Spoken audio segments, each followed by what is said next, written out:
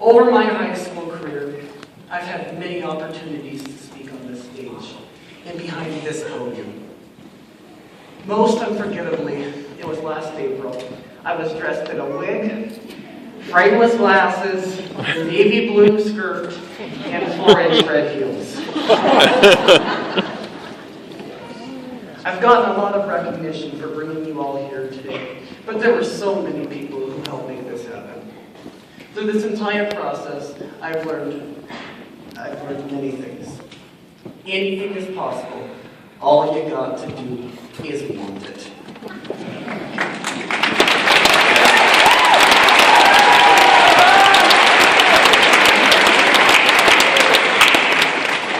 And I tell you, the class of 2013 really did want our next speaker. It is an honor for me to share the stage with a woman of such high caliber.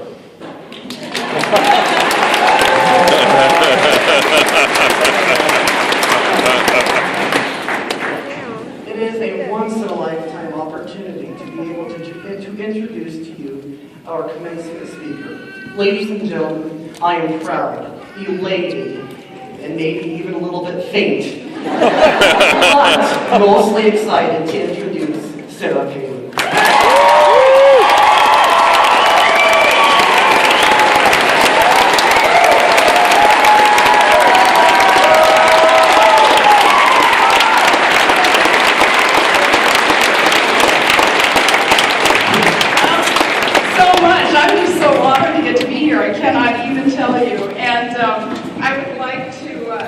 Thanks so much, Mr. Anderson and the school board members and faculty and families of Republic for allowing me to be here. You are bold. You're very bold. To have extended the invitation. And congratulations to the Republic Tigers class of 2013. This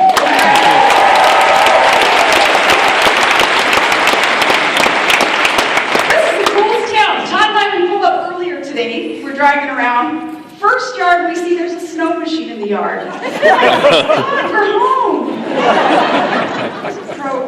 Snow machine. Next yard, we drive up to. We don't have deer in our part of the world up there, but we see 2 deer in somebody's yard. And I look at Tom, I'm like, dinner. So Heather, I hear you can give us a lesson.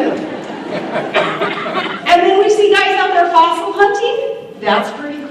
We do that up north. But, and then we hear some stories about some of these students. Some things that kind of sound similar to what it is that we would be doing way up north in the last frontier. And I hear the slush cup competition that one of you may have participated in that, in a Speedo. Not that I've ever been in a Speedo slushing down the mountain, but that sounds like something an Alaskan kid would do. But it is, I can't tell you what an honor it is to be here. It's a thrill for us. And I'm glad that there are only 26 of you, because I wanted to bring you guys some presents. And had there been any more, we'd be incurring debt as fast as Congress incurs debt. Yes. But we've got a couple of things for you. You'll receive those afterwards. The first gift, though, is, it looks like on the program that, aside from the slideshow that we'll get to watch, the only thing standing between you and that diploma, which is your ticket into the real world of work, that diploma. The only thing standing between you and that is me, so I'll keep this short. That's your first gift. Second, yes, Todd and I brought you some goodies from Alaska. And by the time you get you back, you'll already have your diploma, so I don't think you can get kicked off campus if anything is deemed politically incorrect, because 1 or 2 items will be. And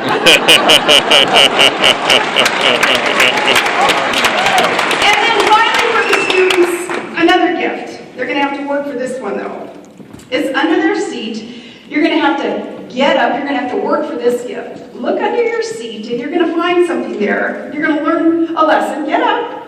Look under your seat. You got a gift under there. I need this idea from Wasilla High School's graduation. Okay. Now there are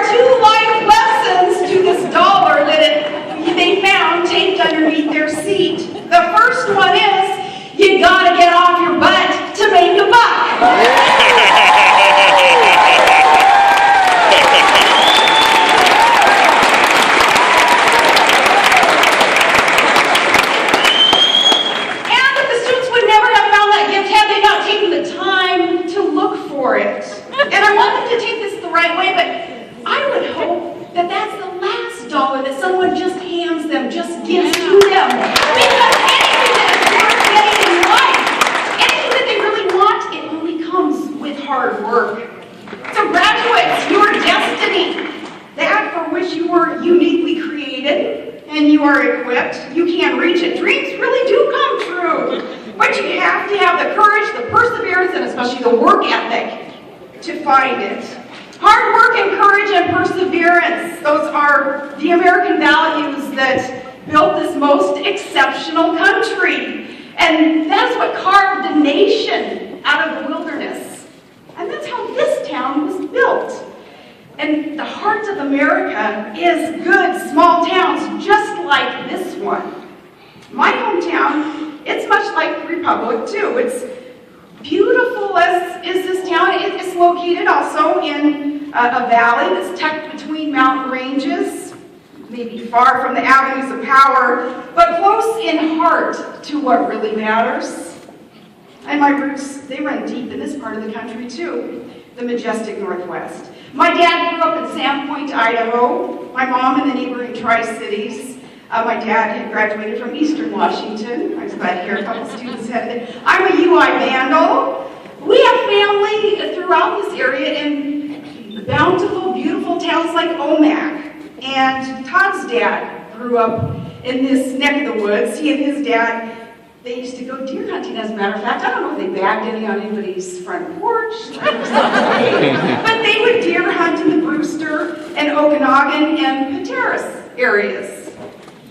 So my grandfather, Clem Sheeran, in Richland, Washington, he was a labor rep who spent his life fighting for the rights of the little guy, the working man. And Grandpa and I, we shared a love for the land. We shared a love for sports, such a passion for sports. And we shared a love for a particular movie. It's called Mr. Smith Goes to Washington. Our favorite scene is when Senator Smith, he has his famous filibuster, remember, in the nation's capital? And he reads out the words in this speech of our Declaration of Independence. He says, behind those words are a little bit of plain, ordinary, everyday kindness, and a little looking out for the other fella, too. Looking out for the other fella, that's an American value. I want to tell you a little story about that. Back in 1964, there was a poor young school teacher with a wife and 3 little kids. The oldest was 2. The youngest was just a 3-month-old baby girl. The teacher had a dream. He wanted to make a good life. He wanted a life of adventure and of service. And his dream was to move to Alaska, which is Alaska's being America's last frontier. But it was such a risky endeavor back then. Rough and tough Alaska, it had just become a state. It had just suffered through this devastating world record earthquake, 9.2 on the Richter scale. It was literally a rockin' wild last frontier. The family did not have much money at all, but never afraid of hard work. They took a chance, knowing that, like the motto today of this class, you only live once. Your life is not a dress rehearsal. They were going to live life vibrantly. They were going to find that path, that plan, laid out for them providentially. The teacher sent his wife and 3 babies ahead of him to Skagway, Alaska, which is a little tiny gold mine in town. He'd drive up in his old Ford station wagon, a big old ugly brown station wagon. It was jam-packed with his worldly possessions, a crib, some fishing poles, and a gun. He was probably one of those early bitter clingers holding on to his God, his guns, and his Constitution. But on the drive, this guy's car broke down. He was out in the middle of nowhere. He was stuck. Remember back in the day, they had no cell phones. He couldn't call for help. The best that he could do was just kind of jerry-rig this piecer together and just pray that he could crawl into the next town because he had to find a mechanic. And he feared at the time, really, that he was doomed, that this big repair job, it was going to cost hundreds of dollars, which was way more than he had. And it looked like the man's dream was over before it began. Maybe he thought in a moment of doubt, maybe it just wasn't meant to be because of these obstacles in the road. But he did make it to that next town, little tiny town, and he found a mechanic. And then he waited and he waited all day in the little town's local diner. And he got to know the very, very nice people of the town. And they were so gracious to him as he told them about the life that he hoped to live in Alaska. All the while, of course, worried what it was going to do when the bill came due. Finally, the bill came. And 49 years ago, this very week, that school teacher got a lesson in the plain, ordinary, everyday kindness that small town America is all about. For all those repairs on that old Ford, that local mechanic charged him just $10. And then the nice townspeople, they sent him on his way north to follow his dream. And his compass was pointed due north, true north. That school teacher was my dad, Mr. Heath. And that small town was your small town. It was Republic, Washington. Wow. And that mechanic was a guy named Mr. Carter. And my dad has never forgotten him, nor the kindness shown by this town. You got us on our path.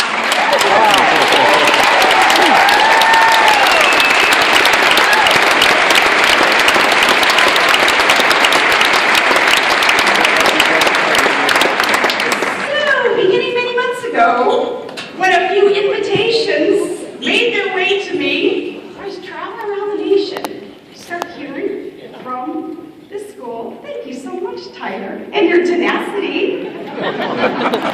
And finally, an invitation with a very clever and enthusiastic internet picture of some of you asking if I could come here. I was, oh, yes, Tyler, yes. Republic, Washington, yes. It would be my pleasure to be here. Of course, some of the Politico players, the power players in the Beltway, they obviously had to scratch their heads and kind of got all wee-weed up saying, why is Palin at a small high school graduation? What's she up to? Going rogue.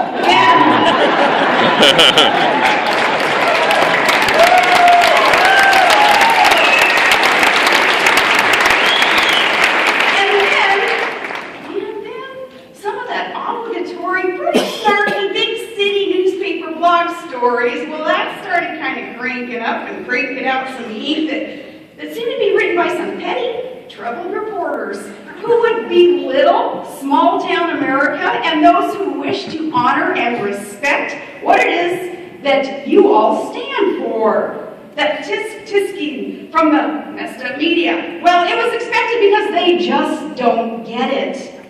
I am here because this town is special. Shoot, I think your name is even providentially significant. So this is my message to the high and mighty who would degrade the heart of America, and my message to you good folks. This town of Republic might be just a small corner of a great American republic, but it is big. It is big on the values that built this great country. Class of 2013, don't ever forget your Republic roots. Those values of hard work and perseverance and courage and plain, ordinary, everyday kindness that'll see you through your entire life. And obviously, you all embody those characteristics mentioned. And, I tried to follow some of those inside jokes you guys were all telling about Tyler getting caught in the Catholic Church, and Walrus, and some of, but you can feel that bond, that friendship, that caring that these students can take with them and help spread to the rest of the community, to the rest of the state, to the rest of the nation, to the rest of the world. They learn that in small town America. Your town exemplifies all that is right about our great country. And that is why I am here to thank you for that.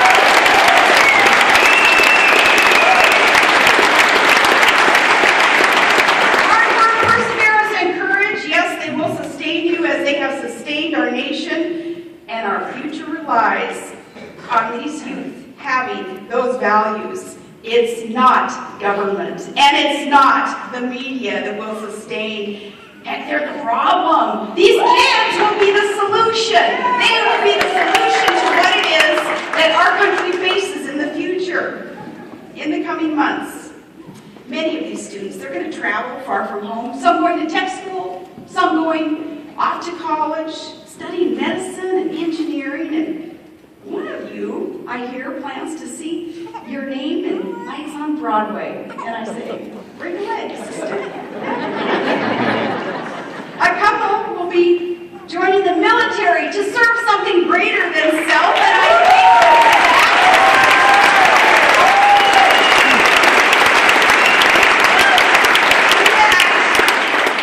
America's finest, our United States military. Parents and students, if you love your freedom, you thank a military vet, and I would ask all who have served or are serving or planning to serve, please stand up and we salute you and we say God bless you.